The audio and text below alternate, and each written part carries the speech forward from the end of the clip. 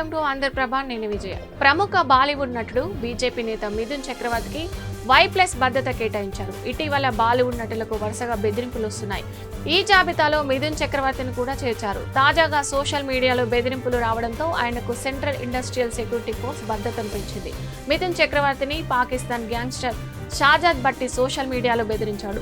ముస్లింలపై వ్యతిరేక వ్యాఖ్యలు చేసినందుకు 10 నుంచి 15 రోజుల్లోపు క్షమాపణలు చెప్పాలని, లేదంటే తీవ్ర పరిణామాలు ఎదురవుతాయని వీడియో మెసేజ్లో షాజాద్ బెదిరించాడు. దీంతో ఆయనకు కేంద్రం భద్రత పెంచింది.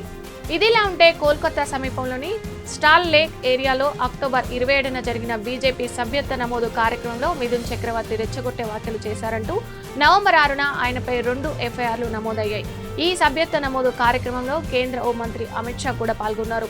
2026 అసెంబ్లీ ఎన్నికల తర్వాత పశ్చిమ బెంగాల్ పీఠం బీజేపీ వశమవుతుందని, లక్ష్య సాధన కోసం ఏం చేయడానికైనా సిద్ధమేనని మిథున్ తన ప్రసంగంలో పేర్కొన్నారు.